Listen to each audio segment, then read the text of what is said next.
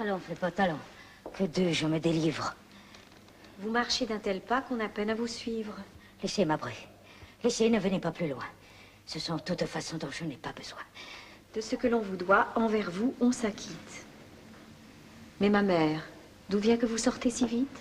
C'est que je ne puis voir tout ce ménage-ci. Et que de me complaire, on ne prend nul souci.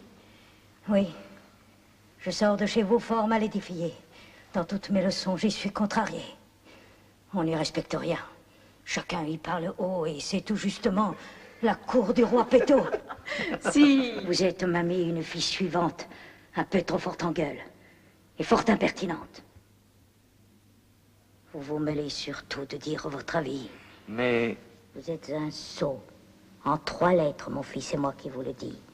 Et j'ai prédit 100 fois, mon fils, votre père, que vous preniez tout l'air d'un méchant garnement et ne lui donneriez jamais que du tourment. Je crois... Mon Dieu, sa sœur, vous faites la discrète et vous n'y touchez pas tant vous semblez doucette. Mais il n'est, comme on dit, pire haut que l'eau qui dort. Et vous menez sous chape un train que je hais fort. Mais ma mère... Ma bru, qu'il ne vous en déplaise. Votre conduite en tout est tout à fait mauvaise. Vous devriez leur mettre un bon exemple aux yeux et leur défunte mère en user beaucoup mieux. Vous êtes dépensière. Et c'était à Meublès que vous alliez vêtue ainsi qu'une princesse. Quiconque à son mari veut plaire seulement, ma bru, n'a pas besoin de tant d'ajustement. Mais madame, après tout... Pour vous, monsieur son frère, je vous estime fort, vous aime et vous révère. Mais enfin, si j'étais de mon fils son époux, je vous prierais bien fort de n'entrer point chez nous. Sans cesse, vous prêchez les maximes de vivre qui par d'honnêtes gens ne se doivent point suivre.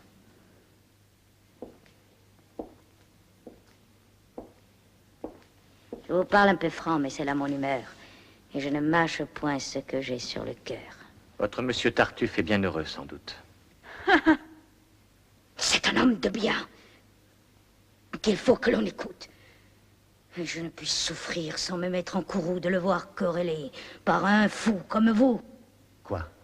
Je souffrirais moi qu'un cagot de critique vienne usurper séant un pouvoir tyrannique.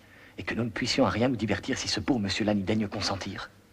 S'il le faut écouter et croire à ses maximes, on ne peut faire rien qu'on ne fasse des crimes, car il contrôle tout, ce critique zélé. Et tout ce qu'il contrôle est fort bien contrôlé. C'est au chemin du ciel qu'il prétend vous conduire. Et mon fils, à l'aimer, vous devrez tous induire. Non. Voyez-vous, ma mère, il n'est père ni rien qui me puisse obliger à lui vouloir du bien. Je trahirais mon cœur de parler d'autre sorte. Sur ses façons de faire, à tout coup, je m'emporte. J'en prévois une suite et qu'avec ce pied-plat, il faudra que j'en vienne à quelque grand éclat. Certes. C'est une chose aussi qui scandalise de voir qu'un inconnu séant s'impatronise.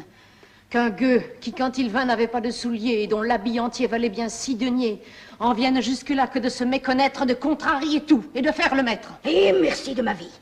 Il en irait bien mieux si tout se gouvernait par ses ordres pieux. Qu'il passe pour un saint dans votre fantaisie. Tout son fait, croyez-moi, n'est rien qu'hypocrisie.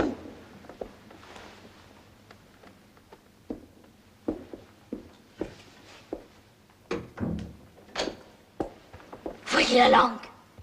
À lui, non plus qu'à son Laurent, je ne me fierai, moi, que sur un bon garant. J'ignore ce qu'au fond le serviteur peut-être, mais pour homme de bien, je garantis le maître. Vous ne lui voulez mal à ne le rebuter qu'à cause qu'il vous dit à tous vos vérités. C'est contre le péché que son cœur se courrouce, et l'intérêt du ciel est tout ce qui le pousse.